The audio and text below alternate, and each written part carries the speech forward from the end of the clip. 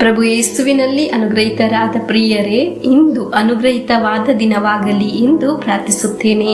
ಕುಟುಂಬಕ್ಕಾಗಿ, ಪ್ರಾರ್ಥನೆಯ ಅವಶ್ಯಕತೆಗಳಿಗಾಗಿ, ಎಲ್ಲ ನಿಯೋಗಗಳಿಗಾಗಿ ಪ್ರಾರ್ಥಿಸುತ್ತೇನೆ. ನಿಮ್ಮ ಎಲ್ಲ ಕೆಲಸವನ್ನು, ದುಡಿತಗಳನ್ನು, ಯಾತ್ರೆಗಳನ್ನು ಈ ಮುಂಜಾನೆ ಸರ್ವಶಕ್ತರಾದ ದೇವರ ಕರಗಳಿಗೆ ಸಮರ್ಪಿಸಿ ಪ್ರಾರ್ಥಿಸುತ್ತೇನೆ.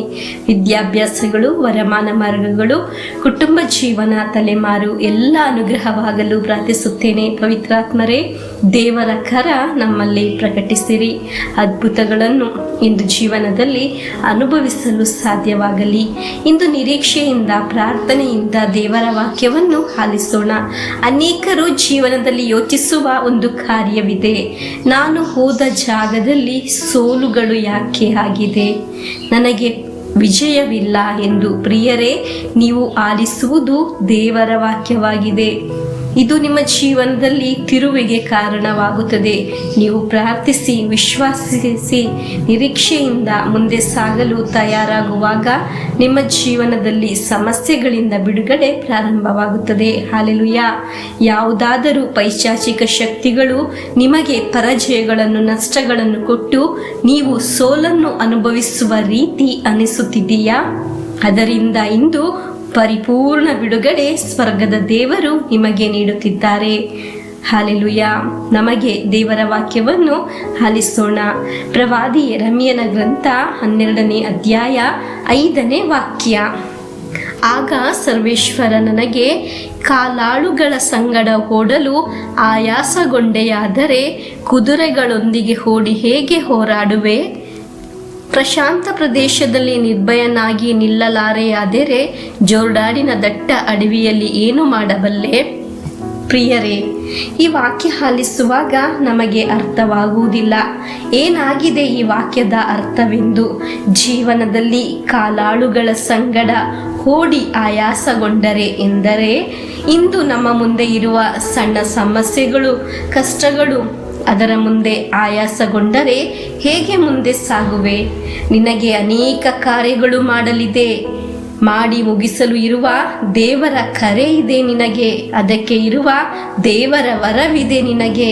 ಹಾಗೆ ಇರುವ ನೀನು ಈ ಚಿಕ್ಕ ಪುಟ್ಟ ಕಾರ್ಯದಲ್ಲಿ ಆಯಾಸಗೊಂಡರೆ ಹೇಗೆ ಸರಿಯಾಗುತ್ತದೆ? ಅನೇಕ ಕಾರ್ಯಗಳು ಜೀವನದಲ್ಲಿ ಹೀಗೇ ಆಗಿದೆ. ಚಿಕ್ಕ ಕಾರ್ಯದಲ್ಲಿ ರೋಗಿಯ ಥರ ಆಹಾರವನ್ನು ಸೇವಿಸದೆ ನಿರಾಸೆಗೊಂಡು ಕುಗ್ಗಿ ಹೋಗಿರುವವರು ನಾವು. ಪ್ರಿಯರೇ, ವಾಕ್ಯವನ್ನು ಗಮನಿಸಿದ್ದೀರಾ? ನಿನಗೆ ದೇವರ ಶಕ್ತಿ ದೇವರು ನಿನಗೆ ಕೊಡಲು ತಯಾರಿದ್ದಾರೆ. ಚಿಕ್ಕ ಕಾರ್ಯಗಳಲ್ಲಿ ಆಯಾಸಗೊಳ್ಳಬಾರದು. ಅನೇಕರು ಕೈ ಹಿಡಿದು ಉನ್ನತಕ್ಕೆ ಏರಿಸಲು ಇರುವ ದೈವಿಕ ಶಕ್ತಿ ನಿನ್ನಲ್ಲಿದೆ. ಸಮಸ್ಯೆಗಳು, ಕಷ್ಟಗಳನ್ನು ಫೇಸ್ ಮಾಡಬೇಕು. ಪ್ರಾರ್ಥನೆಯಲ್ಲಿ ದೇವರ ಜೊತೆ ಮುಂದೆ ಸಾಗಬೇಕು.